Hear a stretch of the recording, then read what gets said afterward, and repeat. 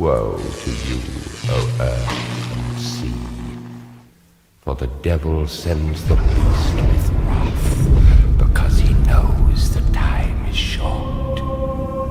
Let him who hath understanding reckon the number of the beast, for it is a human. Its number is 666.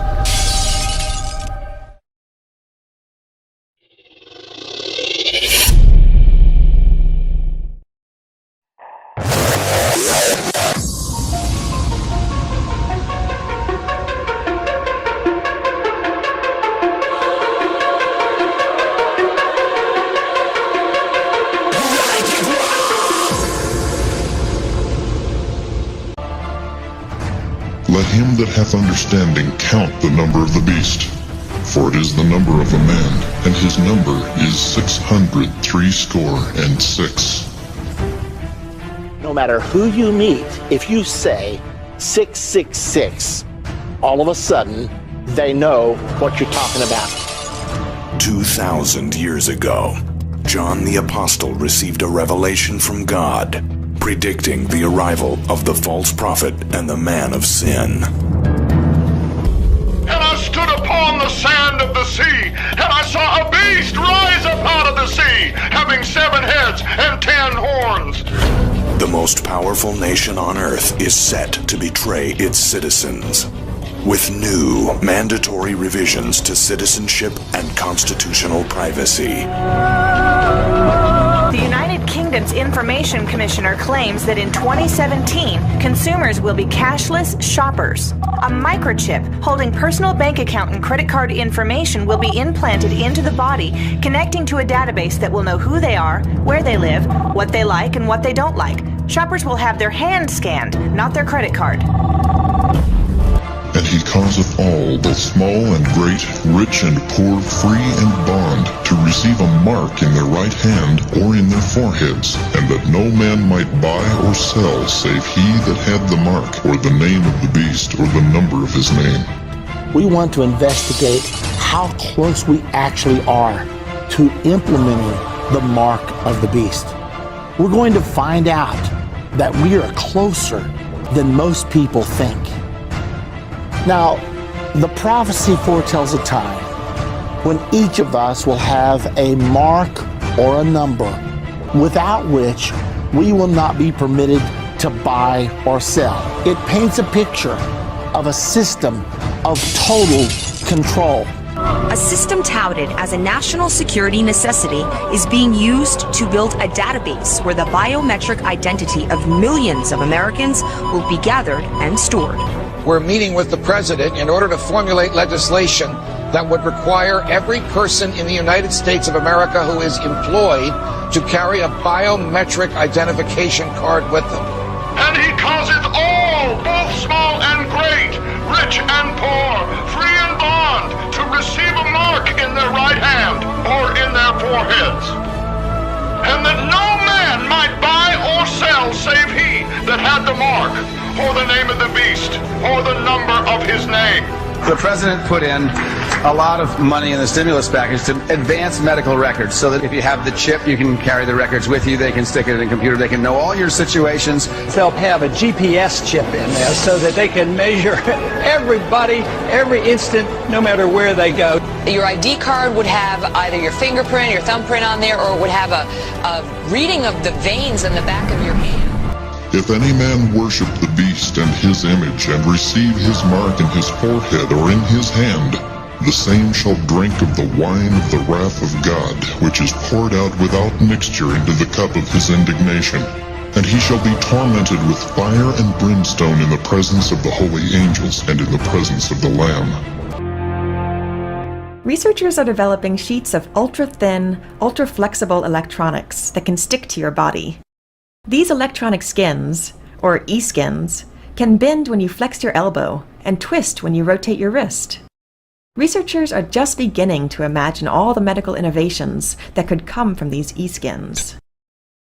University of Tokyo professor Takao Somea has been developing electronics that are flexible, bendable, and stretchable for 10 years.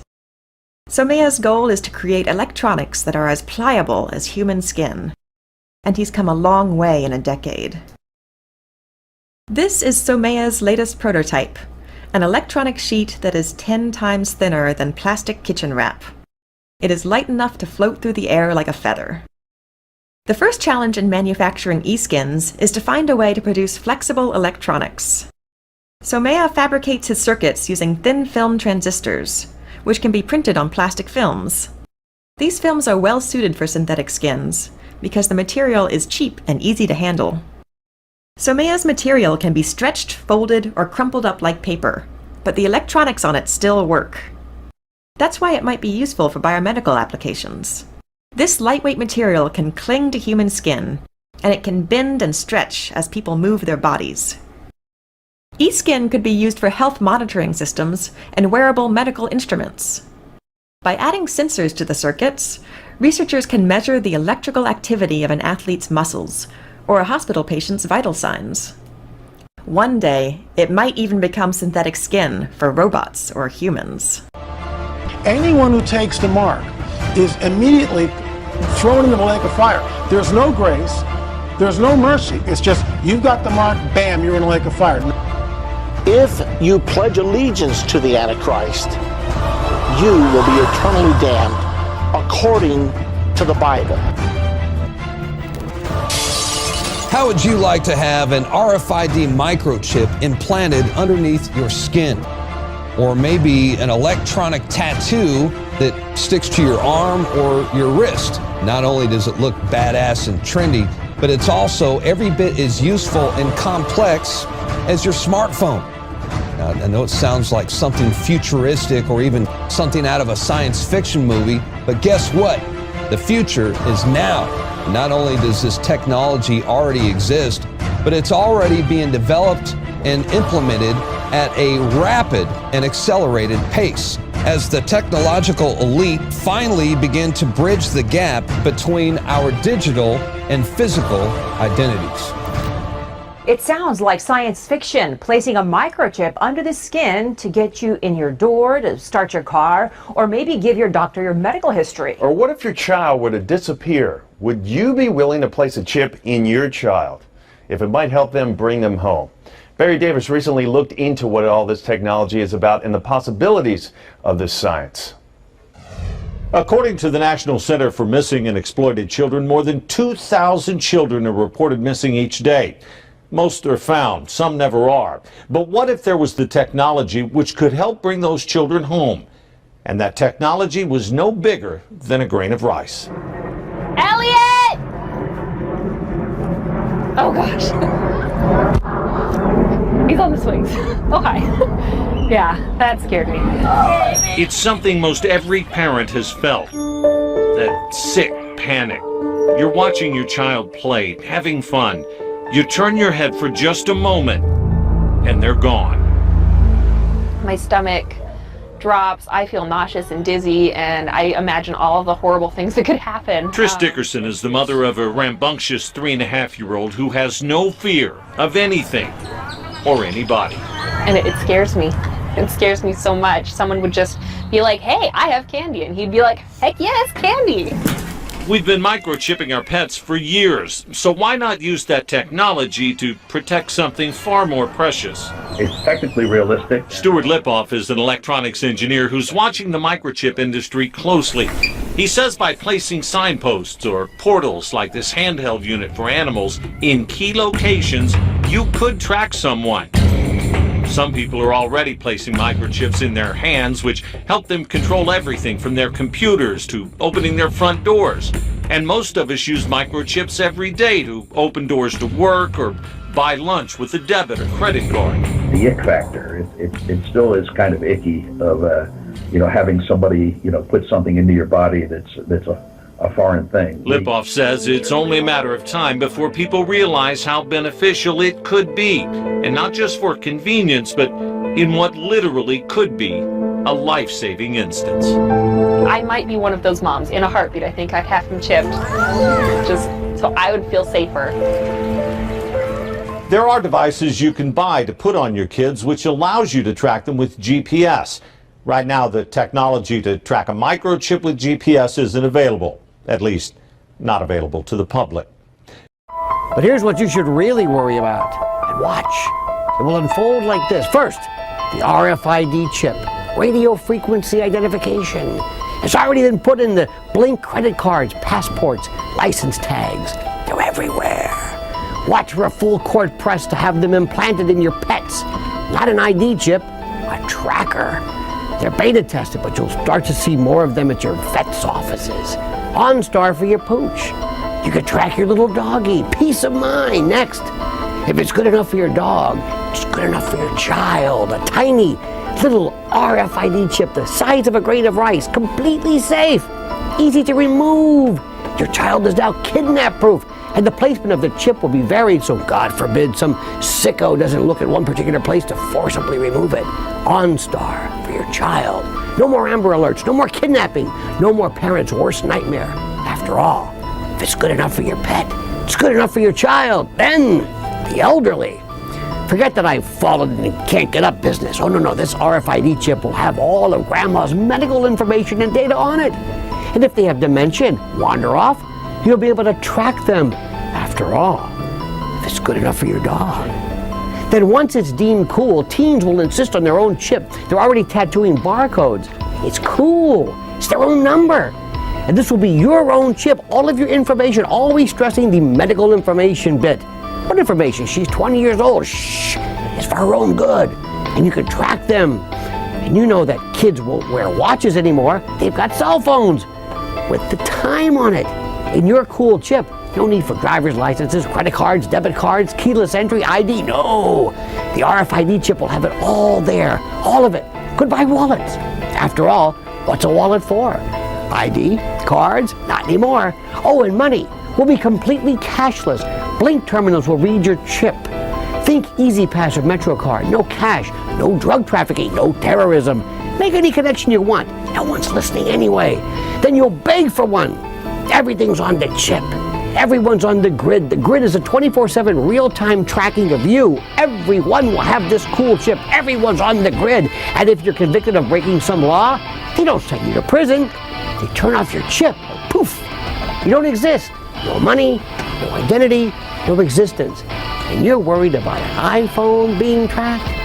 You ain't seen nothing yet. To think something so small could control you. And everything you do. When your life and all you love are on the line. The RFID chip is always with you, threatening your privacy, causing severe risk to your health and personal safety, and killing you if you do not obey rogue government demands. Because I want to increase my risk of cancer. Because I want to live in a cash-free society. Because now, the government is looking out for us. Because I have the mark of the beast, but it doesn't have me. Ask your doctor how to get your chip implanted today. Side effects may include, but are not limited to, depression, drowsiness, itchy throat, high blood pressure, low blood sugar, heartburn, bad breath, athlete's foot, acid reflux, gingivitis, upset stomach, blurred vision, cottonmouth, sore throat, sore gums. Even more side effects include spontaneous combustion, Down syndrome, bankruptcy, back problems, gout, temporary blindness, heart failure, dyslexia, total shutdown of vital organs. Other side effects include paralysis, neurocorrosion, seizures, AIDS, lung drowning, kidney failure, testicle erosion, change in skin pigmentation, dwarfism, moderate to severe Crohn's disease, cardiac arrest, detached retina, loss of teeth, peeling skin, death. It's time you took control of your life. Don't turn down another invitation. Because we want to track your every move. Are you serious? We're living in the days of the mark of the beast, the end of the age. We're on the brink of the beast. We're on the edge of eternity. We're at the apocalyptic hour. Something biblical is going on with the signs of the second coming of Christ and the seven-headed monster. The beast is about to rise from a sea of humanity, unaware of its dark desperate domain of Satan, the devil himself, who's clinging to the very hope that he can overthrow the saints of God, but he can never get it done because greater is he that's in us than he that's in the world. But there's a new chip coming. There's a new chip coming, and we should have known. We absolutely should have known what was coming. That means you're not going to be able to fly an airplane. You're not going to be able to enter a federal building. You won't be able to drive a car. You won't be able to open a bank account. And you are not going to be able to hold a job. Now, this is where the rubber meets the road. The U.S. Food and Drug Administration approved the injection of this chip under the skin. The technology is in place. It is happening right now. It's very important that all of us understand the mark of the beast is not a possibility. It is an absolute certainty. You and I are going to face it. Make sure your name is in the Lamb's Book of Life. And he provides that no one will be able to buy or to sell except the one that has the mark, either the name of the beast or the number of his name. Here is wisdom. Let him who has understanding calculate the number of the beast, for the number is that of a man, and his number is 666. Can a microscopic tag be implanted in a person's body to track his every movement? There's actual discussion about that. You will rule on that, mark my words, before your tenure is over. Can brain scans be used to determine whether a person is inclined toward criminality or violent behavior? You will rule on that. The end purpose of numbering a population is always to control them. And do I need to remind you that control and freedom are opposite terms? If Fido's on a leash, he's under control. But if the leash breaks and he runs through the neighborhood, now he's free. So what do we want to do? Do we want to be on the leash of big government, or do we want to be free? You cannot have freedom when the population is numbered. So how close are we to actually having microchips implanted under our skin? Well, according to the NBC Nightly News with Brian Williams, we might be a lot closer than you think. More now of our special coverage here tonight, life in the U.S. in 10 years' time. By that time, there may be all kinds of new ways to safeguard and identify all those things that make each of us unique, our faces, even our fingerprints, even our eyes. Science fiction 20 years ago, but a biometric reality today. The technology is based on answering one simple question. Am I who I say I am? Already, fingerprints and iris scans verify passenger identities at airports. Within 10 years, that technology may be even more widespread. And look for more complex facial recognition programs that scan a crowd of thousands looking for a single terrorist. Today's facial recognition software starts with the eyes. Then it maps out the contours of the face and compares that against a database of millions, a database that's growing by the day. What's next? At the University of Bath in England, researchers predict big changes for consumers. I think it is possible to free us completely of our wallets and keys using biometric technology, if that's what people want in 10 years' time. In fact, it's already here. The latest home security locks use fingerprints to control deadbolts. And at the Jewel Osco grocery store in Chicago, some customers pay using their fingerprints. No paper or plastic. You don't really need anything other than your hand, and you already got that with you. So will future department stores scan our irises, like in the movie Minority Report, then offer products catered to who we are? Hello, Mr. Yakamoto. Welcome back to the Gap.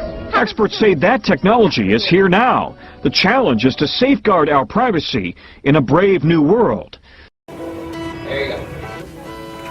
From MRIs to EKGs, sonograms to scanners, medical technology allows doctors to monitor vital information about the inner workings of the human body. Imagine if some of these machines could be made so thin, light, and portable that they could be attached right to the surface of your skin and go wherever you go. There's some very sophisticated device functionality sitting on my skin now. Two NSF-funded innovators have done just that by engineering something called an electronic tattoo, a microelectronic health monitor that has the potential to revolutionize the field of healthcare technology. The electronic has always been rigid. To make electronics flexible, that's quite a challenge. The path taken by John Rogers and Hyun-Gong Huang to develop the electronic tattoo is an example of how collaboration is often a key or critical part of the innovation process. It all started in 2005 when both men worked at the University of Illinois at Urbana-Champaign, and Huang happened to stop by a lecture Rogers was giving on campus. Then we started talking, and we find John's work very fascinating, and John found my work on mechanics useful. So naturally the two of us evolve and work together. At the time of their first encounter, Rogers, a material scientist and electrical engineer, was looking for new ways to use electronic circuits formed on the surface of silicon. Silicon is a natural semiconductor that has electrical properties between that of a conductor, a material in which an electrical charge can flow freely, and an insulator, a material that doesn't conduct an electrical charge at all.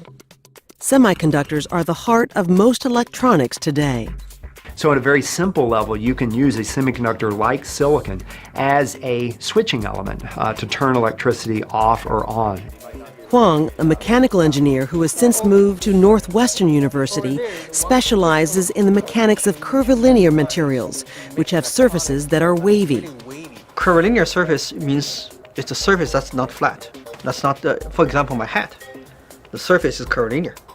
By combining their fields of expertise to hatch the initial idea of the tattoo, they set out to manufacture a prototype, something that has taken about 7 years and multiple breakthroughs to produce. Well, one of the key things is to make electronics as flexible as possible that can follow the skin morphology.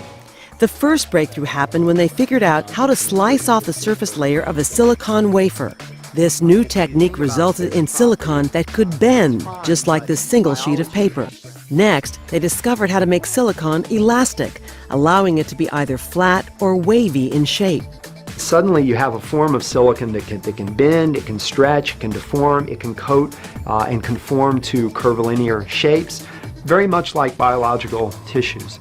Even though it is called a tattoo, there is no need to pierce or puncture the skin. Instead, the device sticks on. So what we can do then is we can take this device, laminate it on the skin, almost like a children's temporary transfer tattoo. To figure out how to engineer this, Rogers and Huang looked to nature, noting how easily lizards stick to walls. Like gecko and others, they can easily attach to a wall and easily let go. So for us, we want to borrow some of that idea and to make the electronic not using glue to have strong adhesion with the skin. Once attached, it can wirelessly detect electrical signals from inside the body, such as those given off by cells within the heart that cause it to contract and pump blood through its 4 chambers. This particular device is powered inductively. So there's a coil here. I can bring a wireless power supply in proximity to this device and deliver power to it through the air. Rogers and Huang filed at least 10 different patent applications with the U.S. Patent and Trademark Office to protect their invention before commercializing it. Patents allow inventors to acquire what are known as intellectual property rights to their inventions for limited periods of time. The intellectual property is absolutely crucial. If that's not done carefully and thoughtfully, and if you don't really have distinctively new ideas that are well separated from things that people have tried in the past, it won't be viable. You won't be able to commercialize it. A startup company called MC10 has licensed the multiple patents and patent applications and is developing a new generation of flexible healthcare devices. While doing mechanics work, I never thought that I would have so much interaction with electrical engineers or material scientists. But now it's really at the interface we create new devices that never existed before. Innovation brought to life by a unique and long-lasting collaboration that has the potential to stretch the limits of modern healthcare technology. Whether it's for getting on a bus or getting into the office, many of us these days are used to swiping an electronic card. But how would you feel if the microchip wasn't in the card but in your hand instead? Not holding in your hand, Under the skin. Under the skin. Well, one company in Sweden is doing just that. It offers its staff the chance to have the chip inserted. Our technology correspondent, Rory Kethlin-Jones, has been finding out how it works. Stockholm, and a nondescript building has been converted into a high-tech office space. But look under the skin to find something really futuristic. Felicio da Costa doesn't need a pass to get in. Then it's another swipe of his hand for access to his office. What's going on? I've got a chip implant. So that's why the doors let me in. Where's the chip? The chip, it's right inside here. The new offices will soon host a shifting population of 700 entrepreneurs and employees, and they'll all be offered the chance to get chipped if they wish. As well as opening doors, that'll allow them to use the photocopiers and eventually to log on to computers or pay for food in the cafe. Hi Hannes, can I get your contacts? The man behind the scheme, whose business card can be accessed via his chip, says the aim is to learn lessons. We want to be able to understand this technology before big corporates and big government come to us and say, hey, everyone should get chipped, the tax authority chip or the Google chip or Facebook chip. Another feature of this unconventional office, dogs are welcome. But while we're used to having our pets chipped, putting technology under our own skin may be a step too far. Let's talk now to technology blogger Martin Bryant, and from our studio in Berkshire is Professor Kevin Warwick, who studies the relationship between technology and humans and is also believed to be the first person to have had a silicon chip surgically implanted into his body. Well, we've got to ask, Professor, where is this chip and how did it feel? Can you see it? Does it work? Well, all of that. Hopefully I'm holding it up now. This is the one I actually had implanted, and it was implanted in my arm by a doctor.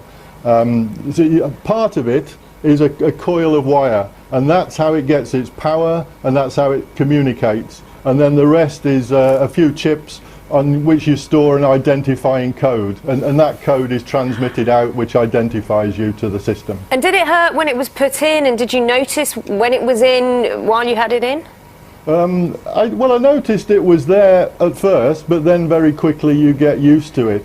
The thing that Rory has got, I'm trying to hold up something, it's very difficult to see, but it's very, very small. It's like the size of a very small grain of rice, and that I would guess you wouldn't notice at all.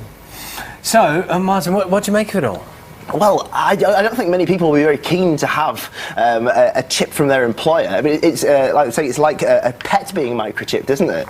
And I can see that maybe working in Sweden, I think they're a bit more chilled out and relaxed about such things. But in the UK, I can only see it really working maybe in really secure places, like where spies work or something, and you only want particular people in there. But your average office, no. Well, Kevin, that's an interesting point, isn't it? Because I'm sure a lot of people would straight away think about that. It's like, what exactly is that chip doing? What's it checking? What's it know about what I do? That would be a kind of instinctive, natural reaction, wouldn't it? Well, I think you get a different aspect on it, that if the company was to say, well, if you want to work here, you have to have a chip, that's part of the package, then it might be a different thing. And there's also other places like prisons or even for passport control where the chip could be very, very useful immediately.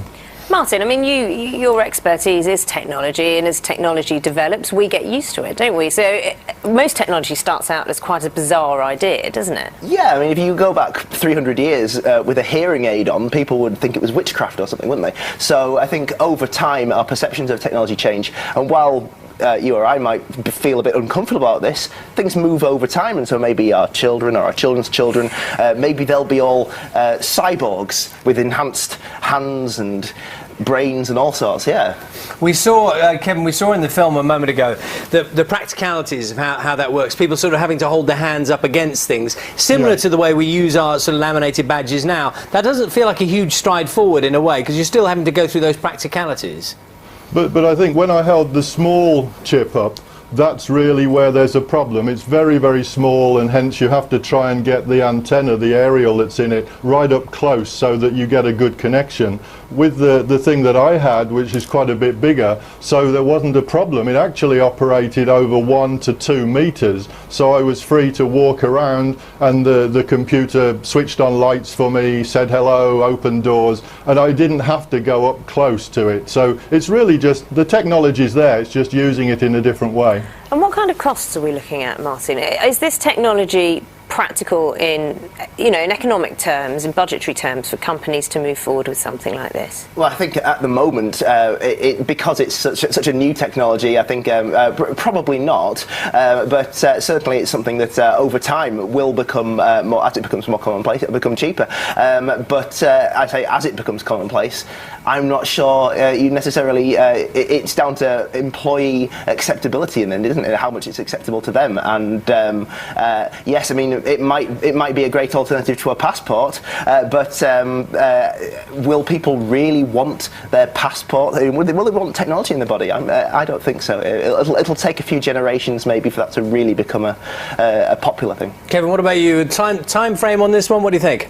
Well, I disagree. I mean, if somebody said to me, and I'm sure you'd be the same, Charlie, you can have this very small chip implanted, and that means you can shortcut the passport queue that you get, go straight through, then you'd be on for it. If the deal is right, and I do believe for a lot of companies, the infrastructure is already in place, and smart cards usually trigger it off. This is just using a small chip. I don't really see the cost being a problem even now.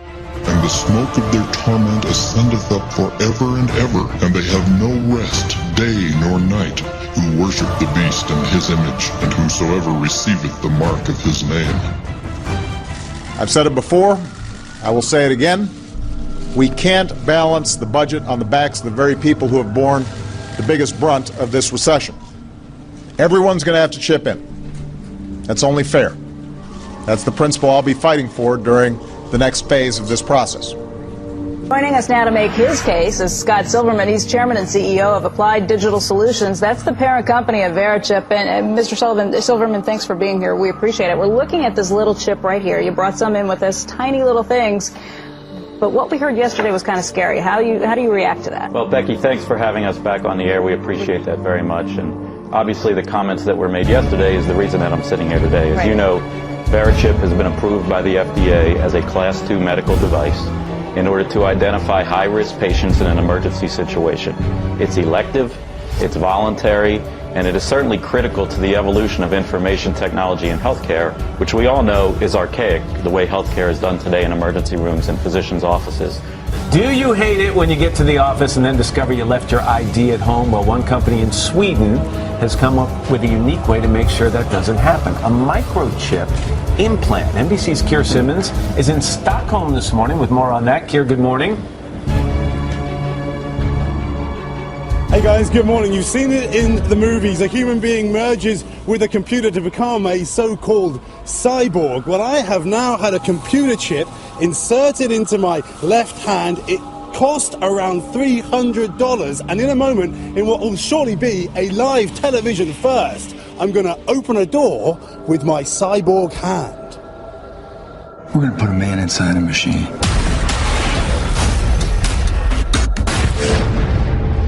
Okay, so they're not going to turn me into RoboCop, but here in Sweden, at this high-tech office block, they're going to inject a computer chip into my hand. And this is the guy who's going to do it. Are you nervous? I am nervous. Yeah. You don't have to be, it's not going to be that bad. Really? Because that's a big needle. Okay.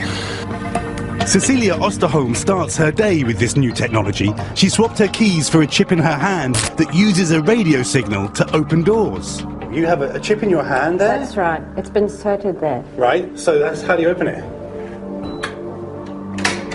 Just like that. So obviously what I really want to know is how much it hurts. It does hurt a little bit, but it's like a basic vaccination shot, so it's not too bad. Her office, Epicenter in Stockholm, connects big corporations like Microsoft with fast-growing companies. And for the first time in a workplace, all 700 employees here have been given the chance to use the technology to become more efficient. So if you hold the phone against my chip, you will get my contact details. Look, that's you.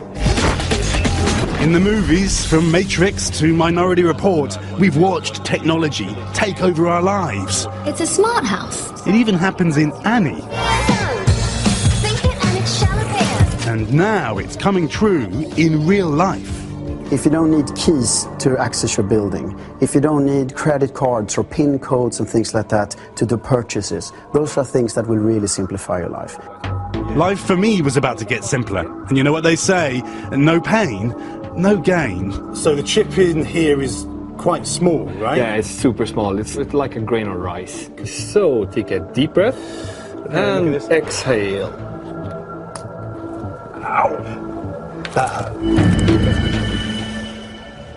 And with that, I became part man, part machine. Right, cue the superhuman music, guys. Here comes the big reveal. Here on my left hand, you can still see the mark, is where that chip has been inserted into my hand. Now I am going to take this cyborg hand, I'm going to place it up against the reader here. There's a little blue reader that is looking at the chip in my hand. Verichip, subsidiary of publicly traded Applied Digital, has added Tommy Thompson to its board of directors. Company hoping the former Health and Human Services Secretary can help accelerate the use of RFID for healthcare and security applications. Joining us to discuss the future of RFID and his plans for Verichip, Tommy Thompson, former Health and Human Services Secretary, and Scott Silverman, Chairman and CEO of Applied Digital. Gentlemen, thank you very much for being with us. Thank you. It's an honor to be on your program. Mr. Thompson, I'll start with you. We're doing a poll today. Would you have one of these things implanted in your arm, or I don't know, under your scalp, or wherever you put it? You put it in your right arm, and it's very small, and it doesn't bother you at all, but it certainly is going to allow you to identify who you are, protect your child. If you have a new child that's born in a nursery, you can protect that child from having somebody walk off with it. You can also protect your loved ones in a nursing home so that you can put a bracelet on and identify that individual and be able to find that individual if that person wanders away. But I certainly would, and I think it's a coming thing. And the problem is that medical technology is so far behind that RFIDs are going to really be the impetus in order for us to get new technology in the medical field that's going to help people improve their quality of care. And that's what it's all about. And I'm sorry, sir, did you just say you would get one implanted in your arm? Absolutely, without a doubt. Okay. That's it. No concerns? No concerns at all? Because I have to admit, it makes me a little queasy, makes me worry. What happens if it gets dislodged? Am I being irrational? Yeah, but just think of this. Now, if you were, wherever you are, if you're traveling, you're in New Jersey now and you're interviewing me in Washington, D.C. Right. Can you imagine if you were in Washington, D.C. and had an accident or had a stroke and went into the hospital? How long would it be before your records could get down here? How long would it take to be able to find out what sort of meds you're on or what allergies you have or what are you allergic to? But people right now just use cards that are in their wallet. They carry around cards that say what my blood type is, if I have any allergies. But the truth of the matter is the doctor doesn't know that, and the emergency ward certainly wouldn't. And the problem is that technology is so far behind in the medical field that people are dying every day because of the lack of technology. There 98,000 people died last year because of mistakes in hospitals and clinics across America. And a good share of those mistakes could have been prevented by technology. RFID is at the cutting edge of new technology, is going to help to improve the quality of health and the quality of care for all Americans. Mr. Silverman, what about privacy concerns? Hi, Mark. Thanks for having us back again. I appreciate it. The privacy issue associated with RFID technology really disappears because Verichip is a voluntary product that is used by a patient for specific medical ailments, such as dementia, such as medical device recipients that need to identify their devices and their medical records, such as cardiac care patients and diabetic patients as well, who will voluntarily receive a Verichip, as they've started to receive them in the North Jersey area where Hackensack University Medical Center has adopted the system. How many people have these embedded in them? I shouldn't say embedded, but put in them. We've sold approximately 7,000 Verichips across the world right now. We believe that 2,000 of them approximately have been injected across the world, either for the medical or the security application. In the United States, we believe the number to be approximately 40 to 50 at this point, which all have occurred 40 to 50 people. Correct. Which all have occurred since the FDA clearance of the product when you had us on back in October. Yeah. And then the rollout of the infrastructure in a number of hospitals in the Northeast region, which we look to expand the hospital infrastructure to 20 to 25 hospitals or emergency rooms by the end of 2005, and up to 200 emergency rooms by the end of 2006. If I could turn to Secretary Thompson, just ask a quick question about your old job. Secretary Thompson, you were quoted last December as saying you have to assume that sometime in the future one of our countries, meaning the larger developed countries, is going to be hit by a bioterrorism attack. I assume you saw an article in the Wall Street Journal yesterday detailing failures, at least thus far, in developing with the U.S. government's help new vaccines and drugs to counter biological threats, and I'm curious to get your reaction to that. Well, I think the story is somewhat correct, but you got to realize that the United States was starting from nothing, and the Department of Health and Human Service passed the BioShield protective legislation in order for industry to start coming into the field to produce new vaccines and new countermeasures. It's in the embryonic stages, but I think you got to realize it's a giant step forward to where we were. We still got a long ways to go, and I still am very concerned about a bioterrorism attack. Mr. Silverman, we're almost out of time, so I'd appreciate brief answers if you could, sir. Can you update the information on this chip? Because, of course, health conditions can change. You can develop diabetes, whatever. Yes, absolutely. The chip itself, Mark, has only a 16-digit identification number, and the information for your medical record databases is kept on a database that you can update via the internet. Okay. And does your company make the implantable chips for pets? Yes, we do. Okay. We do it for pets, we do it for livestock with the National Identification Program, and we do it for people. Because it just occurs to, I mean, my kids are old enough to be able to be found, but it occurs to me I've got them in my dogs. Why wouldn't I have them in small children too? Thank you very much, gentlemen. Appreciate it. Thank you. It's our honor. Thank you very much. Tommy Thompson, former Health and Human Services Secretary. Scott Silverman, Chairman and CEO of Applied Digital. Don't forget to vote in our Squawk Back question. Would you implant or have implanted an RFID chip? They slide it under your skin of your arm. You don't even know it's there. Log on to squawkblog.com.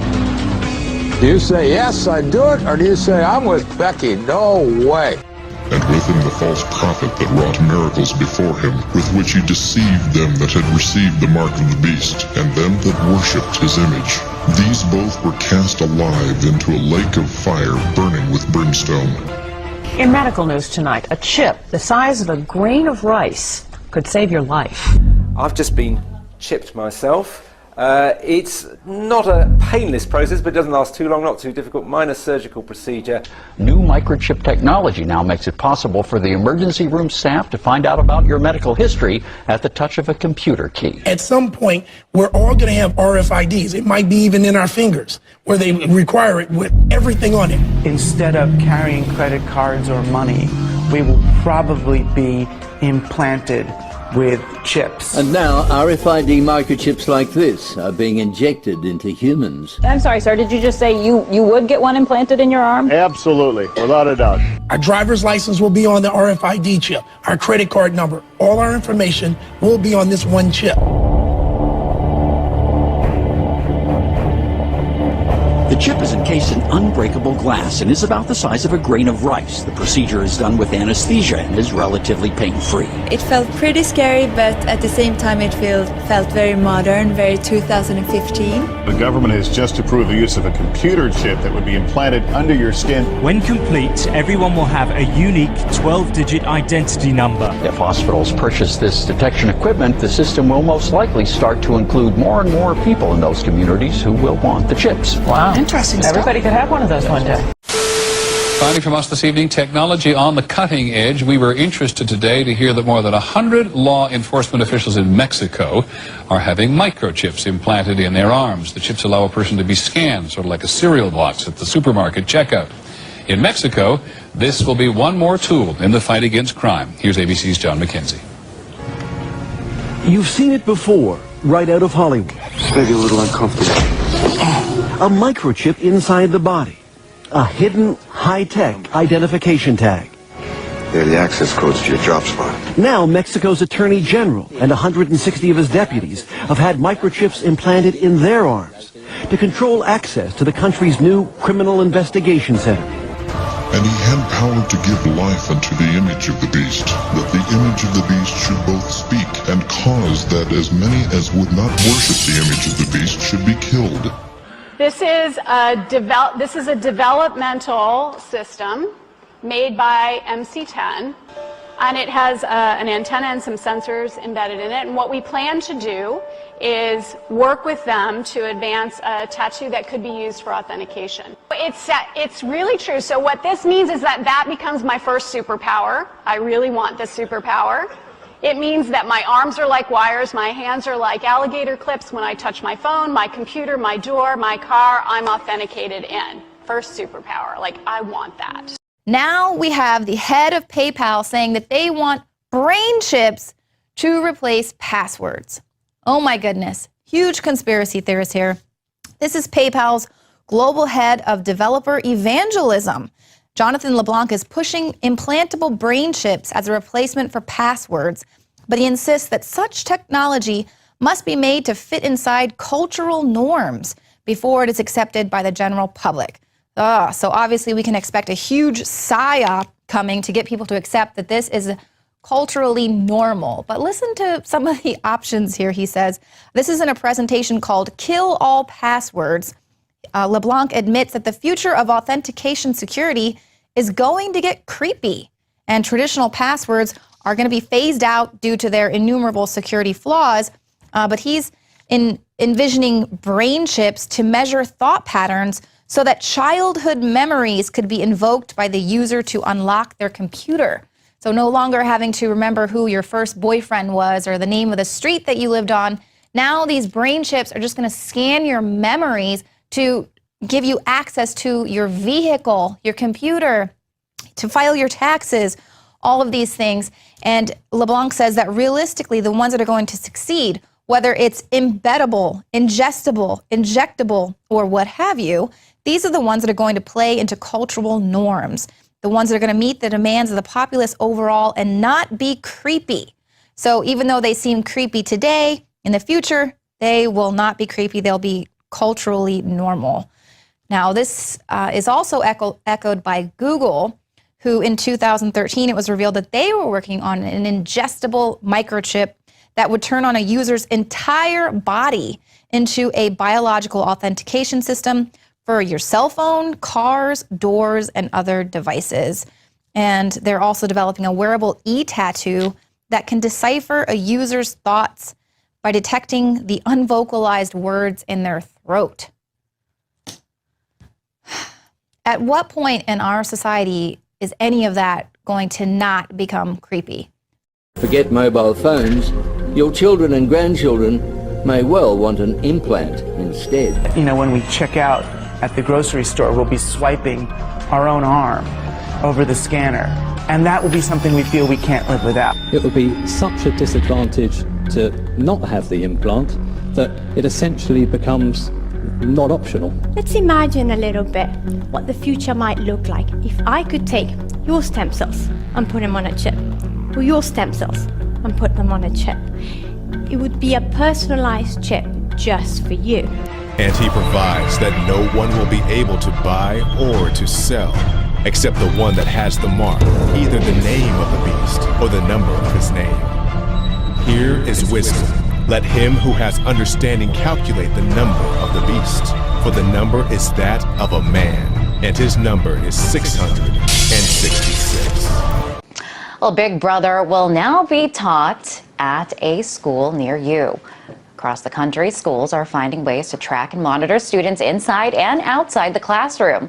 The techniques range from chips embedded in school ID cards to GPS systems installed in computers, tracking students' every move, to actual surveillance cameras. And it's happening in Texas. These are the IDs students are required to carry that have tracking trips built right into them, so teachers know where their students are at all times. Well, schools say the measures will help make kids safer, but is it just going too far? To discuss this, I'm joined now by RT Web producer Andrew Blake, who just covered this story extensively on our website. Hi, Andrew. Hey, Liz. Good to have you here. My pleasure. So tell us more about these microchips. Yeah, RFID, radio frequency identification chips, and they're used pretty regularly. I mean, I have one in my pocket right now, and if you have a New York State license, yeah. Well, take a look. I mean, I don't really want to take out my driver's license and hold it in front All of the right, camera. that's understandable. But we do have one in there, and I use it because I was born in New York State. I used to cross into the Canadian border all the time. I have an RFID chip in mine, just so that when I cross over, they know who I am, and they can go and they can scan it, and they can instantly pull up my file. You know, think of like a QR code that you see out on the street somewhere. And same concept in schools. You want to be able to chronicle as much data as you can about someone to justify some sort of good. At least that's what they're doing it for. In the case of Texas, we have a school district there where 2 schools so far this year have forced the students to wear these badges that have the cards inside of them, and they're using it as means of tracking the students so that they can try to cut down on the rampant truancy that's happening right there. Because in a lot of school districts, if you're not having kids showing up, the states aren't going to pay for the schools. The states are going to stop funding them. And this, I believe it's Northside District in Texas, includes San Antonio, I believe. They believe that these 2 schools right there, they're losing upwards of $175,000 a day in funding because students just aren't showing up to the class and the teachers can't keep track of them. So they figured, okay, well, if we know where the students are at all times, they're going to be held accountable. We'll know if they're in the class. We'll make sure we will have as accurate numbers as we possibly can. We'll be able to get that funding. We'll be able to know where everyone is. And it's great if you want to make sure that you're sending your child to a school where you're going to get the best education that the state's going to be able to afford. But at the same time, yes, instantly we're seeing all these privacy concerns just start mounting up. And they're being addressed in Texas, but unfortunately not necessarily in the best way. We have a case just recently where one student, she rejected this idea. She said, I'll carry a badge on me. You can have my name, you can have my photo, but I don't want to be tracked around the school because you can, from anywhere up to like 100 feet away, they can just buzz you in on a radio and they can find out like within a couple of inches where you are in the building. And it's just, it kind of just gives people the heebie-jeebies.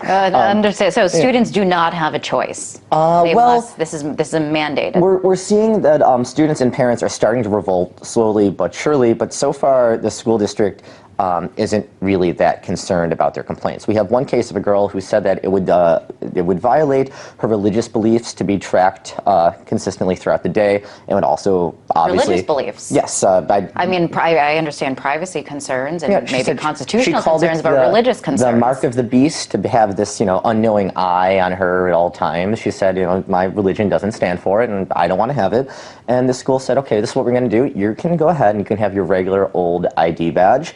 But we're going to start implementing this all the way through, and there are going to be repercussions. And some students are already seeing that. If they don't have their RFID chips, they're being told that they can't check out library books. They can't pay for their lunches in the cafeteria. They can't go into certain classrooms. And we had one case in Texas where someone was told that they couldn't vote for homecoming king and queen because they didn't have their card on them. So I don't want to say that it's, now they're taking away the right to vote because this is just a high school, obviously. Right. But it is slippery slope, those obviously. things like that are important, right? Maybe to you. I don't know. Not really. Yeah. No, we're seeing a lot of problems here. And yes, in Texas, they think that every year, because if they can adjust this truancy problem and this lack of substantial attendance figures, they can pull in maybe like $2 million a year in state funding.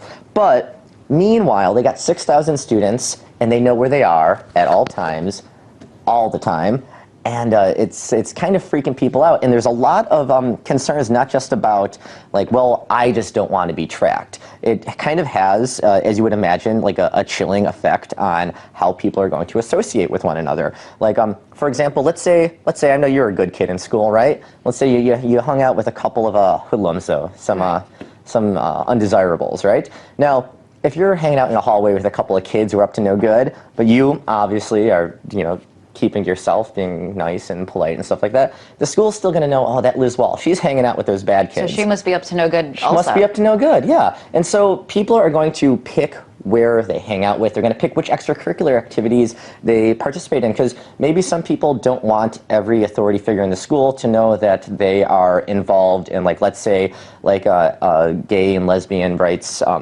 group like I was in high school, or like I went to the poetry circle. Maybe I didn't want a lot of people knowing I went to the poetry circle. I guess it's too late because I just said it on international television. But I think that you should have been proud of that. Thank you. I appreciate it. But a lot of people, though, have their concerns. They don't want everyone to know where they are, and they're worried that it's going to come back down on them, and they're going to be ridiculed. And we're already seeing they're being disqualified from participating in school-wide votes. They're being disqualified from picking up their lunches and being told that, no, you come back when you can prove who you are with a computer chip. And it has a lot of people uncomfortable. All right now, so as far as I know, this is only in Texas, right? There's a couple of cases of it happening in Texas. There are actually a few companies who market these devices for schools and other institutes all over the world. But the case that we're seeing right now is in this one school board in Texas, and it's being tried out in 2 schools, one elementary school, one high school, impacting roughly around 6,000 people.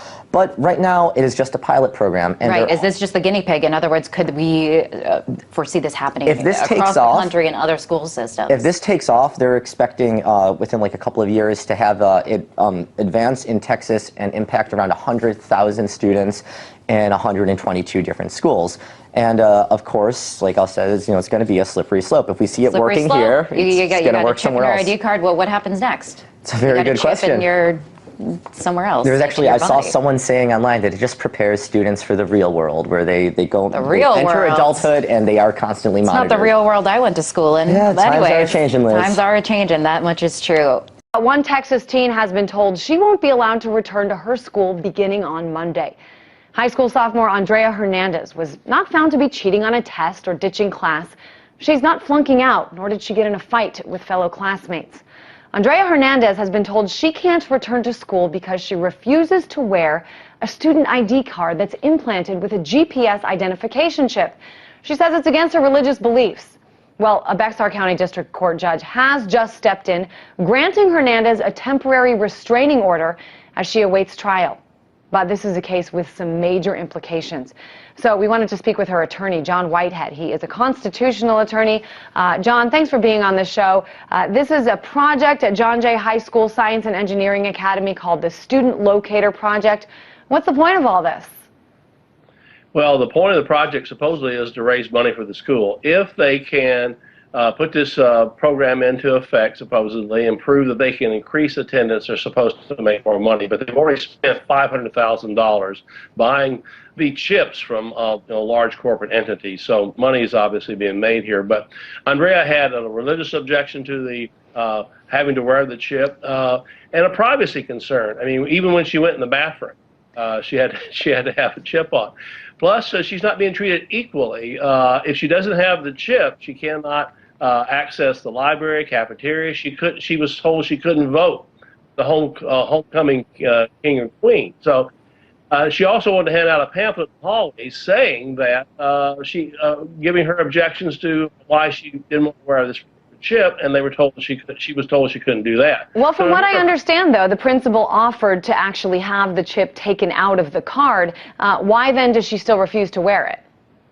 Well, her father and her talk, they called me and they said, well, this was if she's still wearing the so-called Smart ID or student locator badge, what she's saying is, I endorse the program.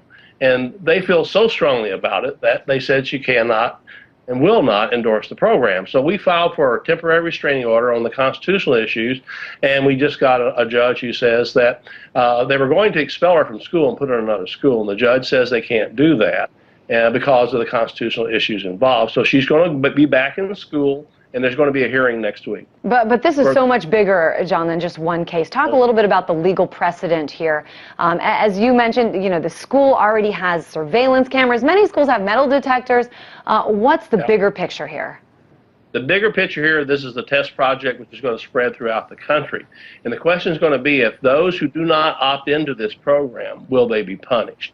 As Andrea. Andrea is a very good student, by the way. Like you said, she doesn't cheat. She doesn't cheat. She does very well. This is a school that she worked her way to get into, and she's being punished because she will not go along with what she feels to be constitutional violation.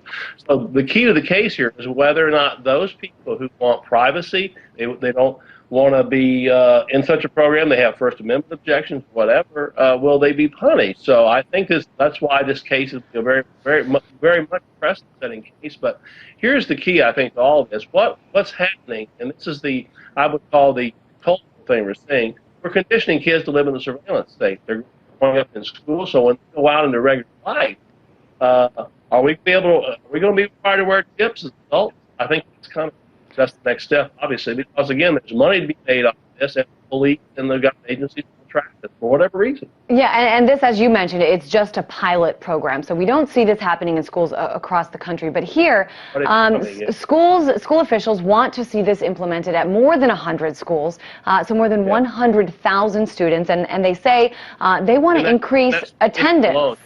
Yeah, and they say that this is supposed to help them increase attendance by tracking these students' whereabouts, and therefore, in the end, they'll get much more money from the state government. I guess, John, talk a little bit about this system that's in place and what concerns you about the way it's set up.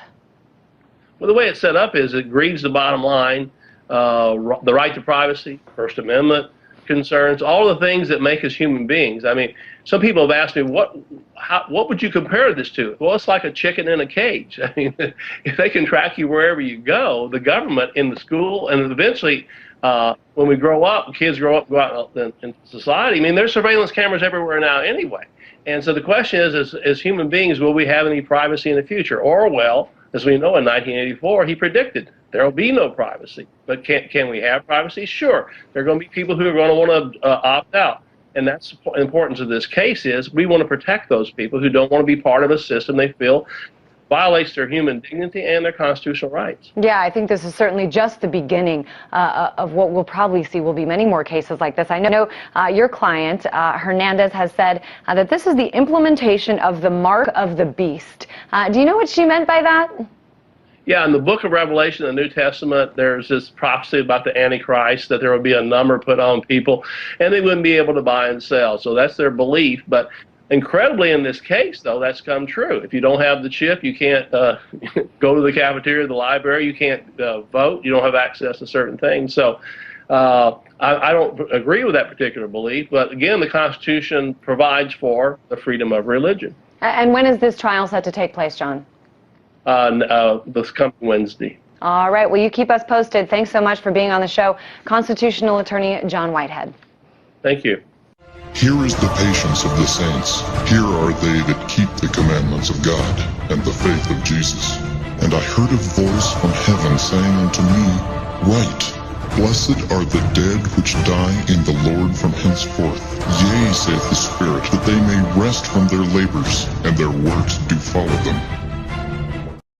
We are back on the InfoWars Nightly News, and we're going to deal now with an issue that is so important for the future of humanity. It is so central to the reason this country was founded, the basic ideas of life, liberty, and the pursuit of happiness, of religious freedom, of being an individual in an age when we've been conditioned to accept technology creeping up on us.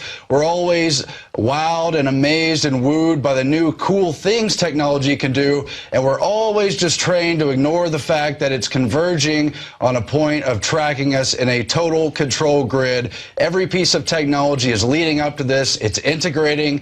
This kind of technology started with the adoption of social security numbers and other IDs, but it is now at the point of total high tech, and it's being pushed on school kids, other vulnerable groups, people who haven't reached the age of consent, who don't yet have the wisdom to say no to this. But one family is saying no. We need so many more families to join them in that fight. We are joined now by the Hernandez family. They're in San Antonio saying no to the school that wants them to mandatorily wear an ID badge with an RFID tracker inside of it. Thanks for joining us. Steve, the father, Andrea at school there, and John Jay, and of course your son as well. Thanks for coming in. Yes, sir. Thank you. Appreciate it. So tell us about the specific program that's being introduced and some of the major issues going on in San Antonio, which, by the way, is being rolled out all across Texas and all across the nation. Right now, it's kind of in tester beta programs, but they want to expand it. So. Oh, absolutely. Absolutely.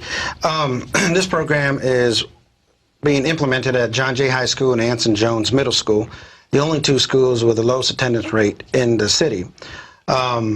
They're putting RFID tracking chips in kids' badges. They want to make it mandatory, and they want to make the rest of the school district pick it up. And there's 112 schools in that school district.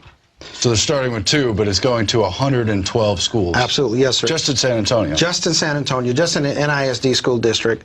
They're making it mandatory that the kids have to wear it. If not, they cannot participate in certain programs at school. They cannot get their lunch or check out library books if they don't wear these badges.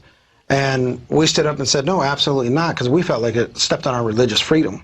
Right. And when we got back into town, we got this letter from the NISD board saying that on August 10th, that this is when this letter was dated, that the kids would start wearing these badges, and they sent it out really close to the day that the kids had to go get their badges and register for school because they didn't want any arguments. They didn't want anybody to resist it. But unfortunately for them, I resisted. And I went on my local news station. I said, no, my daughter will not wear this badge. They had already done a story and said, hey, we want to talk to you more about it. And now we are here today with you on your show to speak more about this. And we do have a clip from that news piece. So let's go to that right now, and then we'll come back and enlarge the discussion. Starting tomorrow, about 4,000 students at John Jay High School and Anson Jones Middle School must wear a new and controversial photo ID called the Radio Frequency Identification System.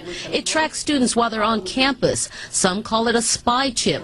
Andrea says many students just won't wear it. I know that there's kids who will, hey man, can you hold this? I'm going to go across the street to go get tacos. She said others might stick it in a locker to avoid monitoring. That NISD is a school district and not a government. And so there is that. There's, of course, more up on the websites. But Steve, Andrea, what's been the reaction to that news piece, and what are people saying about the fact that you don't want to go along with the system? A lot of people are just like, oh, you're just whining, oh, you're just complaining, you just want for the attention. I was like, no, this is, this is wrong.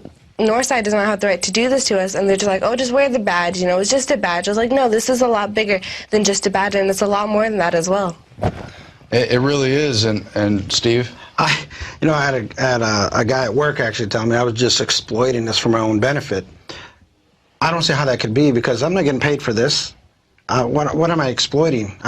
What I'm trying to exploit here is the injustice of this school district. This school district sits here and believes that they can mandate to parents and students and teachers what they can and cannot do. I've been watching it for the last 7, 8 years that I've been back in San Antonio, and I've had to go up against the school district several times on different issues. They literally believe what they say is gold, it's solid, and you must do it. If not, you're done. You better do as asked. They really want to usurp the rights of parents, among other things. But you've seen stories in the past few years, it's been leading up, different school districts across the country where they want you to thumbprint for a lunch, where you have to show some kind of ID card, to get a library book or something.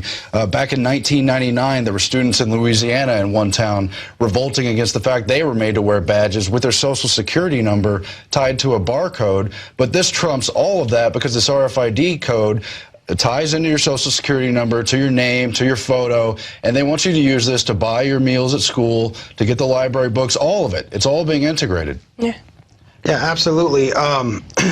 They say these chips can't be tracked except for inside the school, and Wade Garcia, who actually implemented all of this into both those schools, has come on radio publicly and said, hey, we had to wait several years to get the previous superintendent out so that we get this new guy in there. And he'll go ahead and prove it. I mean, he's admitted to it, that this has been in plan for about the last 2 years, several years. So he also states that, hey, these things never shut off. They always emit a signal. Mm-hmm. And, if they're always emitting a signal, that means anybody with an RFID tracker can actually pull up your information. Anybody with basic computer knowledge can actually pull this up. Yeah, it's true. They're very easy to hack, and that means sexual predators are going to be hacking. That means lawless authorities, people abusing their power, are going to be hacking the systems, probably with the ready-to-go index of students and teachers and everyone else. It's total inventory control, open season for people who are predators, wolves, inside a system of people who are still sheeps, people who aren't grown up yet.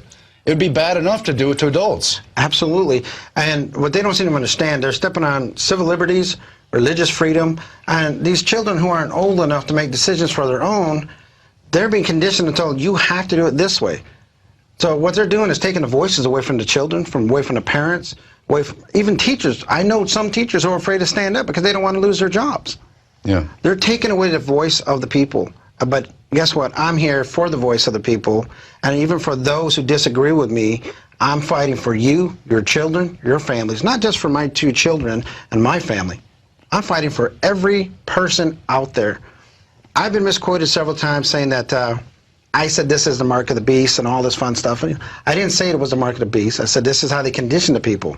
Okay, but there's a correlation there. Oh yeah. Because in the Bible it says you can't buy, sell, you can't participate pretty much in the economy if you don't have the mark of the beast. But guess what? In that school, they're being told, hey, you can't buy your lunch unless you have this badge. You can't get your library books unless you have this badge. Sounds very similar to me. It was extremely prescient, and people like to discount Bible prophecy, but it's so strongly worded. Everyone knows about that passage. You can read it if you want. How did they know that was coming? Doesn't matter. If it's just dictators, if it's just men on earth and not devils running things, they've still gone with the same plan. Oh, yeah, absolutely. I mean, if the Bible wasn't true, I wouldn't be sitting here today with you. That's just plain and simple. If it wasn't in there, it wasn't written. I was 5 years old when my parents started teaching me the Bible and taking me to church. Now imagine, if you will, 11 o'clock at night, you're 5 years old, you can barely keep your eyes open, your dad has you down on the carpet talking to you and reading you the Bible, and he starts talking about the mark of the beast, talking to you about these little chips they want to pin in you the size of a grain of rice. You don't know what to think. You're a child. But here I am, 42 years old, 37 years later, all of a sudden I find myself in the middle of it. Now, I'm in the middle of it, and I got to take care of my children. It is my responsibility as a parent to take care of my family, my wife, my son, my daughter. I have to stand up and protect them. And this is exactly what I'm doing today. I'm standing up to protect my wife and my children. And I'm not going to allow this to happen. We are not going to compromise our faith for NISD. We're not going to compromise for the government. We're just not going to do it. Well, why will they make certain provisions for religious reasons for extreme minorities? And those people should have the right to their religious freedom. It's, you know, part of the tradition of this country, and it makes sense anyway. But why will they run wholesale over huge blocks of Christians and just completely ignore a very well-known provision? I mean, that is a line in the sand for so many people. The RFID chip, the mark of the beast, whatever you see it as, maybe some future technology still coming, but it's all headed in the same direction of control and really disrespect for human individuals. Yeah, there is a disrespect, and the reason they run over the Christians because they know if they can squash the Christians and they can squash God's word, that they can take over the world and do what they want to do. But unfortunately for them, the book has already been written. Yeah. God wins, okay? The Christian people win. So they can try as they might, but it's not going to it's just not going to work out for them. You know, I would rather be on the side of the Lord and reap my rewards in heaven than reap my rewards here on earth. There's more to this. And I've had the opportunity to witness to people and talk to people the last several weeks, get people saved. I believe that God has chosen us to help to fight this. I mean, who would ever think? I went on television, my local news station, and said, no, we're not going to do this.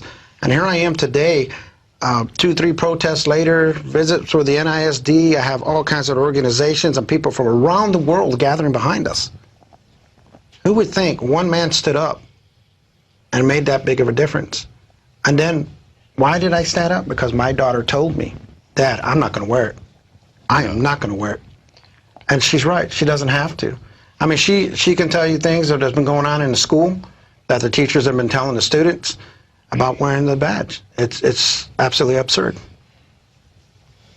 And you were talking earlier, Andre, about how you're not a product. You've got an image on one of your binders at school about, I am not a product. But this is exactly what they're trying to do, is treat us as human cattle, as we're part of an inventory system. The way they're tracking boxes that come from Walmart and go to stores across the country and everything. Yeah. But we're human beings. Exactly. And that's what Northside seems to forget. They think that we're just money, we're just cattle. They don't think of us as a person.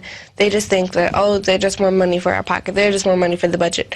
But they don't realize that, you know, yes, they have a budget and yes, they have money, but it's supposed to be for the students. It's supposed to be for the fine arts, for the athletics, for the teachers, not for their own personal gain. Yeah, but they always seem to have funding for these high technology control systems. Yeah. But then they have to cut the arts, they have to cut the sports programs, and Absolutely. Northside just, we don't have any money to do anything. We don't have any money for our teachers, so let's let go all of our teachers, but let's bring in these new chips. That kind of, we're not supposed to have any money, but yet we have enough money for this tracking program. And then this is just the beginning, There's 110 more schools that have to get this chip as well if we don't stop it here and now. Yeah, and I want to talk specifically about fighting back because it does make a big difference. On the RFID front, they've already moved to chip most pets in many cities, try to put forward the idea that's somehow mandatory.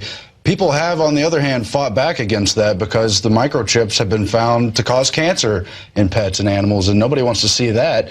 But the fact that people have protested against that issue has really hurt the main companies putting out the RFID technology. So they can suffer from us speaking back. It's a consumer issue, but it's also a rights issue.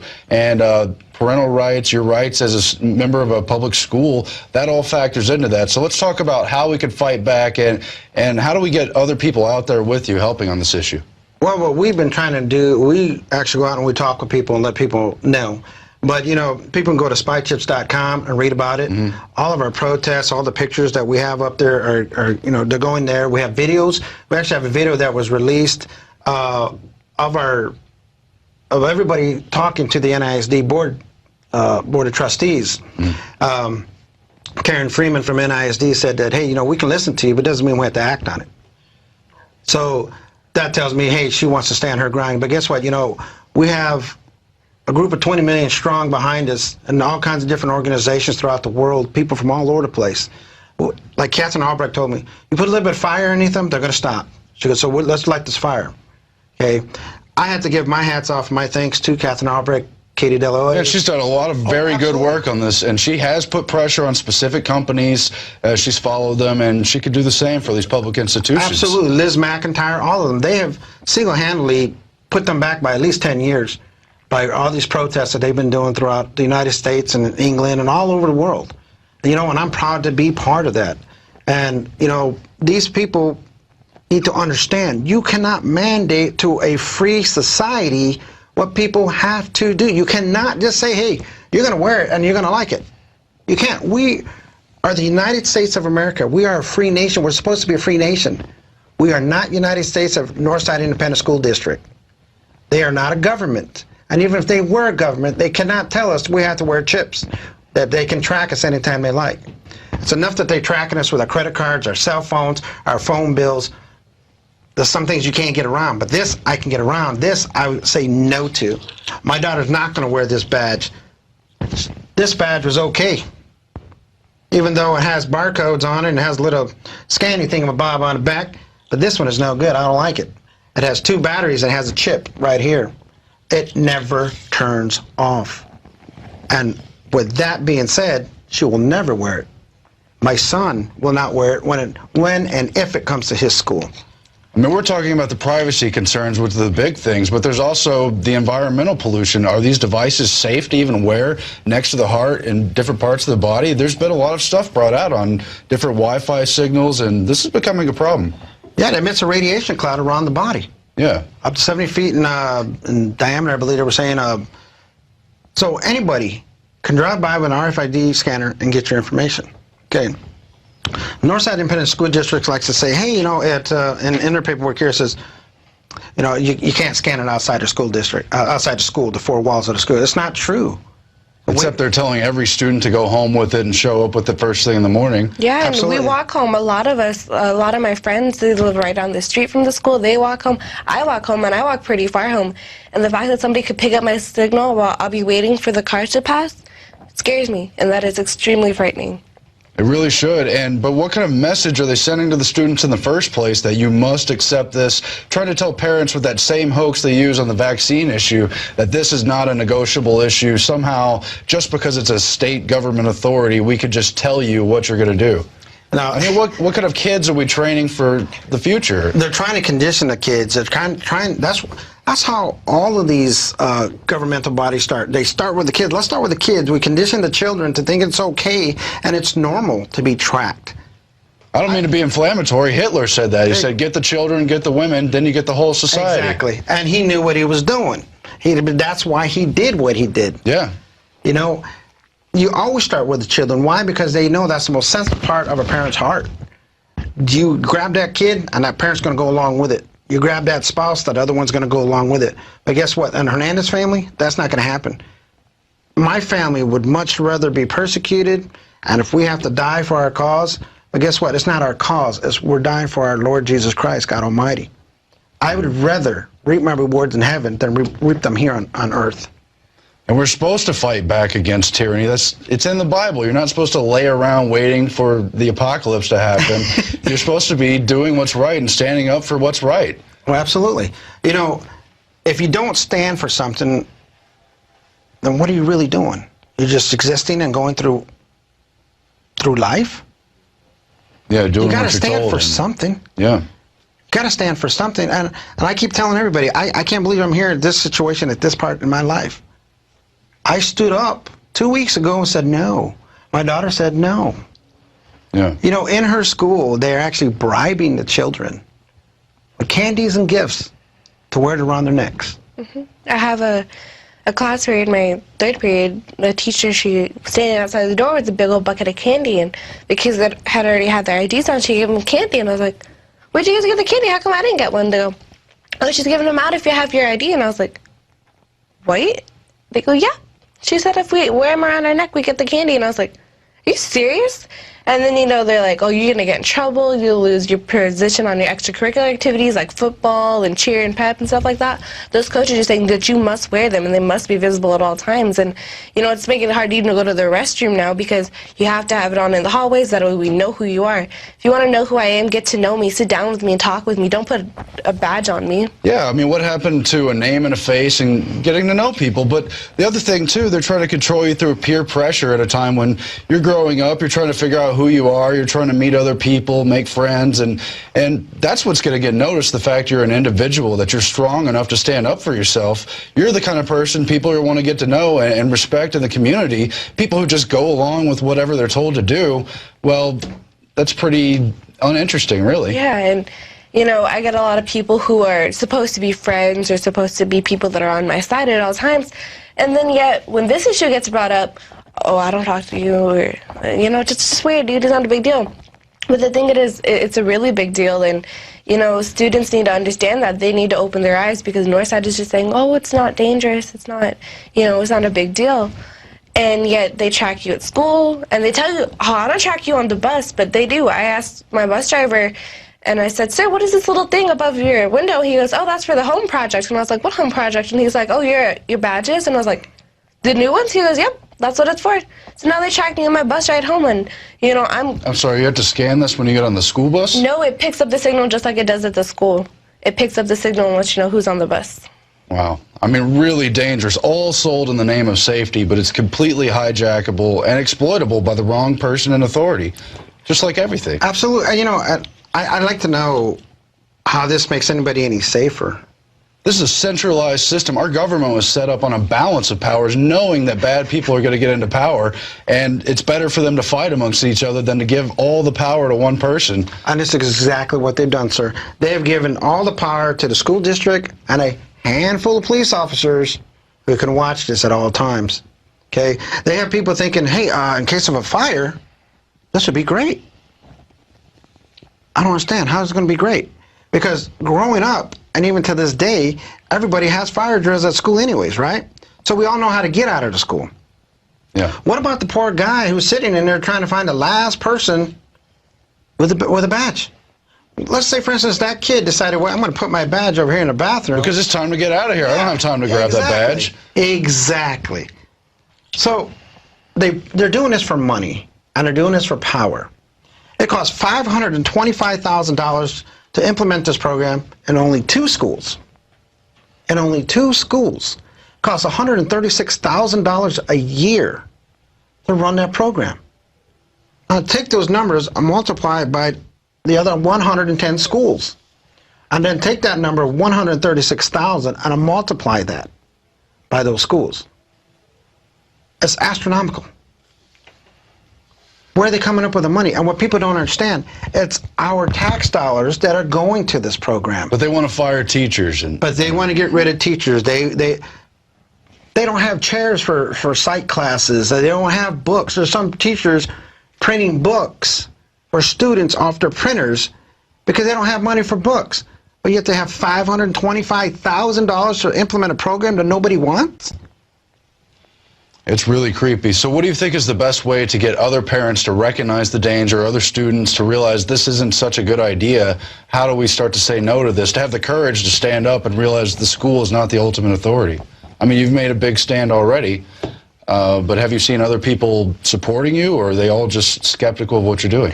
There's a few that support me. I heard about one kid who actually zapped his badge. He put it in the microwave and boop, zapped it, you know, so I was like, okay, you know, at least, you know, somebody agrees with me. But I have a bunch of kids who are just like, you know, whatever. And I was like, no, it's not whatever. It's invasion of your privacy. And a lot of people are like, well, I'm a Christian. And a kid actually told me the other day, he goes, well, why are you doing this? And I was like, because, you know, you're stepping on my religious beliefs. He goes, well, what religion are you? And I was like, well, you know, I'm a Christian. He goes, well, I'm sort of a Christian. And the first thing that pops in my head, I was like, how can you be sort of a Christian? You either are or you aren't. It's simple as that. And I was like, well, look, you know, this is, you know, the implementing of the mark of the beast. And he goes, it's just a badge, just wear it. And I looked at him and I was like, okay, if you want to wear your badge, that's fine. But as for me, I will not wear my badge. And I turned around and left him alone. Well, you understand the larger picture of what's going on. I mean, you're in the engineering department, you're studying for that kind of studies. You obviously know what's in the Bible, know what your religion is. These people guaranteed can't read their literature books they're assigned, aren't reading the Bible, have no idea what's in these verses. And it's very sad, but we've got to help wake people up and nudge them back to the fact that information is how you empower yourself. Yeah. Information is knowledge. Okay. Yeah. A lot of these people are scared. They don't want to stand up for themselves. They're afraid, oh, if I don't do this or tell my child not to do this, we're going to be in so much trouble. But all you got to do is look at us. We're not in trouble. Okay? So for those who are misinformed, we have to find a way to inform them. And how do we do that? By these position papers that we presented to the board or trustees. This position paper states why these things should not be used. And if you're going to use them, what you need to do. Okay? We've been handing out flyers, position papers. We've been talking to people. We've got websites coming up. The kids have a Facebook that they put up, Gabby and my daughter Andrea. Gabby is another student from Marshall High School who stood up with her mom, who used to teach in NISD for 7 years. Mm-hmm. And she stood up and she says, I used to be a teacher, a substitute teacher as well, and I disagree with this. And her daughter stood up and said, hey, my name is Gabby. I'm not number whatever her number is, okay? Exactly. So how do we get people informed? By doing what we're doing today. We come on shows like this, we go on the internet, we go on radio talk shows, we hand out information, we just talk to people. You know, we're getting to the point where we're getting ready to start knocking on doors in our community. But, you know, we're inviting everybody to go to NISD website, contact Brian T. Woods and the Board of Trustees and tell them what your objection is. We object to this. We don't want it. If you go to WOAI Channel 4, their poll shows that 71% of people believe this is an invasion of privacy. Yeah. But those 71% of the people need to get up and say, hey, Mr. Brian T. Woods, we don't want this. We're done with it. I am not afraid to stand up for my civil liberties, my religious freedom, and the protection of my children. And we better not be, because they're going to keep going and keep going and keep going. Now, specifically, we ought to contact the people locally at your schools in San Antonio, because that's where they're trying to roll it out and get a stronghold. But people all across the nation, this is a national and global show, they need to preemptively contact their school districts and tell them not to even consider this, because it's dangerous, it's costly, as you pointed out, and it's really a destructive force against our privacy and our individual rights. And that's the bottom line. That's the bottom line. It's an invasion of privacy.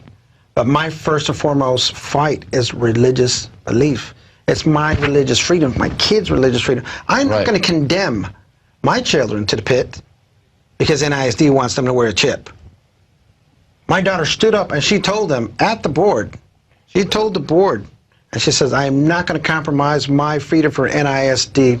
And it's online right now. You can watch it. It should be on spychips.com. And it's there. And I'm going to tell you what, we're going to fight this. This is not just the end. This is the beginning. We're going to put an end to this. no matter what. But our goal as a family and as a community and everybody who does support us, we are putting out information. You see a bunch of papers here in front of you because we're bringing information to you, and it's the same information we're giving out to the people. I mean, we have great support. We have almost 15 different organizations around the world. And you know, from Caspian to we are Change San Antonio, we're Change Texas Hill Country. I mean, we have Matthew Medina, we have Catherine Albrecht, Liz McIntyre, all these people, Katie DeLois.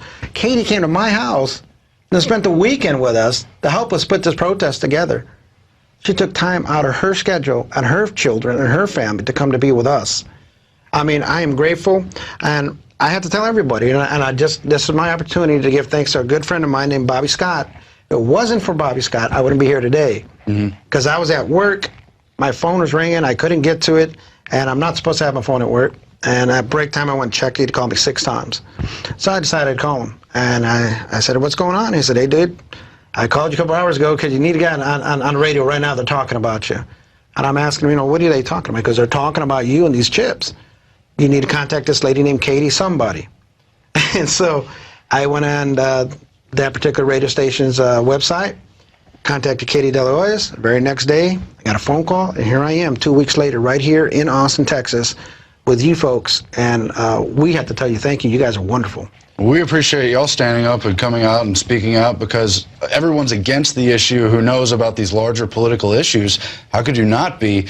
But to have a focal point of, you know, someone inside the school system standing up, it's so powerful, because that's where the pressure really falls on them. And these companies who put out the RFID, they can be financially hurt, they could be bankrupted. It's happened. Oh, there'll be private funders and people giving them endless grants later, but still, we could back them off and eventually defeat the system, and this is a great way to start. Did you want to give out that Facebook, because you mentioned that? Yeah. Where you're trying to rally people? Go ahead, honey. Our Facebook page, the one that me and Gabby created, is called Students Against RFID Tracking, and that is our Facebook page, and you can go and like, and we have videos and pictures and links to Spite Sheets and all these other organizations and stuff that people need to see so they can be more informed.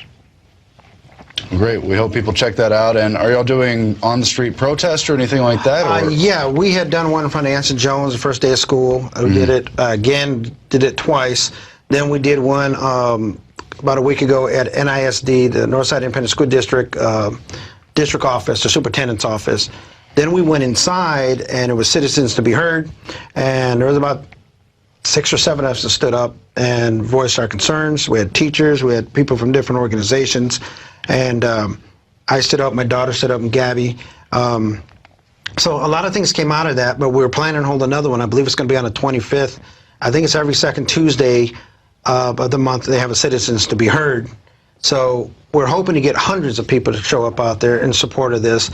And a lot of things have come out of this, and I've had a couple of people approach me to see if I wanted to run for office after this. So, you know, I was asked if I wanted to run for mayor or city council. And that's something that I would love to do. But right now, in order to get that part, I need to kick this in the pants. Win this battle. And I guarantee, and I promise you right here, we're going to win this battle, because of folks like you who are standing behind us saying, hey, let us help you put your word out. That's what we're here for. You know, and folks like you are helping us. I think it's going to really just make this thing just so much more explosive. Well, I mean, we're human beings. We don't need no stinking badges. That's right. We don't need no stinking badges. Yes, sir. I just want to read this quote real quick, and then we'll close out. I'll get your response to it. This is from Carol Quigley, 1966. Do you have the quote in there, guys? I just want to read this, because this system has been coming for a long time. And Carol Quigley writes on page 866, in general, freedom and choice will be controlled within very narrow alternatives by the fact that he will be numbered from birth and followed as a number through his educational training, his required military and other public service, his tax contributions, his health and medical requirements, his final retirement and death benefits. This is a government system. This is a control grid interlinked with the big corporations who see us as inventory. They don't see us as human beings. And they have plans to literally control us from cradle to grave, and RFID tracking technology plays a huge role in that. It's so scary, all the more because they've been planning it for so long. What's your reaction to that, Steve and Andrea? Well, you know, the fact that they said in the quote that all throughout the education. They're only starting in middle school and high school because they haven't been able to, you know, do anything else to the elementary kids. I mean, they're little kids, you know, what are they going to do? Are they going to go skip school? No, you know, they're little, they're going to go do their education. Right. You know, and in high school and middle school, I understand there's a little bit more of a rebellion kind of thing, but for the most part, majority, they do go to school, they do learn, and they do take their tests and their quizzes and all that stuff. And in fact, they do want to put it in the elementaries where it's unnecessary. It's unnecessary in all the schools, but they want to put it in, and it's, you know, ridiculous to a point where I wish I could talk to you for hours and hours and hours and tell people that, you know, there's so much more to this than just a badge. It's not just a chip or anything. It's a lot bigger, you know. People can find you with this stuff, and you don't even need to know anything about the person. If there's a sexual predator out there, they can find you just because it emits a signal, you know? Because they have no boundaries, they have no respect, and they have nothing. So they don't mind spending $200 off of eBay of all the places to go get an RFID scanner that can pick you up, you know, when you walk home from school, like me and a bunch of friends do. Boop, there you go, I got her. You know, she'll walk home alone tomorrow, and I can follow her home. And so creepy, and who's going to protect against that? Yeah, and it's all alone, you know. I'm at the point in time where I'm coming home, and everybody's at work, or they're barely coming home, and all the kids are already home because I get home later than everybody else. And, you know, I walk all by myself, all on this real big street. Nobody out there to protect me but myself. And that quote in that book is absolutely correct. At birth, what do we get? A Social Security number. Okay. When you go into school, you get an ID badge, and on this ID badge is your student ID. Okay. You get in a checking account, you have a number assigned to you. Okay. When we're born, we have a name assigned to us. Now it's looking like we don't need names no more. We just need numbers. Okay. When you die, your name goes with you to the grave, but your number is still out there because they know that you're dead. They say, okay, number so-and-so is now gone. Yeah, it's absolutely correct. They track you from the cradle to the grave and in between, and that's the way it is. We are no longer people, we are products. But guess what? Steven Hernandez, Andrea Hernandez, Vincent Hernandez, we are not products. I tell you what, we are products. We are products of the Lord Jesus Christ, God Almighty. We are His children. And if we stand for God, He'll stand for us. Or if God stands for you, then who can stand against you? Greater is He that is in you than he that is in the world. Many people don't understand what that means. What that means is God is great. If He's inside you, if He's your Lord God, your Savior, and He can protect you no matter where you go. He that is in the world refers to the devil, or people who are worldly, who want the worldly possessions right here, right now. Guess what? Your gift is greater in heaven than it is on earth. You see Hollywood and actors and sports guys, I mean, they all live in a great life. But not one has opened the Bible to read it. Not if they have, they don't live by it. I'm not saying that we're a perfect family. We all have our faults. Right. But I tell you what, my fault is standing up with what is right. This, sort of okay with. This, I'm not. And my family, my children will not wear this. And I ask everybody out there watching this show today, please support us. Go to those websites, call that school district, send out emails. Whatever you got to do to help us, we would appreciate it. We're asking for help. That's why we're here today, to tell our story. We want that help. We want people to come out and support us in drones. We want hundreds of people to come out there because it would make our plight greater and make our stance known more. I'm here today to ask for everybody's help, and I want to give thanks to, once again, to my friend Bobby Scott out there. I can't thank him enough. Catherine Albrecht, Liz McIntyre, Katie, Matt Medina, Chris, Steve, every person, Alex Jones. I tell you what, every guy that's sitting in the studio today, you guys are all been wonderful, and God bless you all, and we're just asking for help. So if there's anybody out there, feel free to go to those websites. Feel free to come visit at NISD, and let's make our voices heard. He is a real-life Cyberman, a scientist with an implanted computer chip. A tiny lump is all that gives it away. A wave of his digitally enhanced hand and security doors magically open. Only he can operate his phone, and only if he holds it in the hand fitted with a chip. But now Dr. Mark Gasson is suffering a very 21st century malady, the first human to be infected with a computer virus. When the system's read my tags, the computer virus has actually appeared throughout the whole database. So it's actually replicated itself and copied it throughout the database. So any of these people that are using their swipe cards to access the building, the actual virus will be copied onto their card. The cybernetics expert at the University of Reading had the chip implanted in a minor operation. In future, your medical records could be stored like this, but the chips are vulnerable. This is just like the chip that's implanted in Dr. Gasson's hand. It's called an RFID, a tag that's been used for many years to track goods around the world. But these days they're far more powerful and they're being used in more and more applications. They're like mini computers, and just like a computer, they're vulnerable to viruses. Already many implanted medical devices like heart pacemakers have on-board computers that communicate with doctors. If they're corrupted by a virus, the consequences for patients could be fatal. And in future, chips will be used even more widely, perhaps even as memory upgrades for the brain. They too could be scrambled by malicious computer code. These type of devices are going to have to start to use secure encrypted communication. The medical devices really should have some sort of password protection as well. I mean, it's very basic security precautions, which surprisingly these devices don't have at the moment. Our bodies have been fighting biological viruses for millions of years, but as man and machine merge, so computer viruses could prove a new threat to human health. The end purpose of numbering a population is always to control them. And do I need to remind you that control and freedom are opposite terms?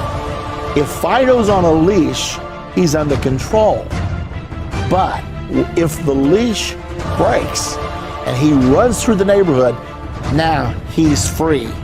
So what do we want to do? Do we want to be on the leash of big government, or do we want to be free? You cannot have freedom when the population is numbered. Here is wisdom. Let him that hath understanding count the number of the beast, for it is the number of a man, and his number is 666.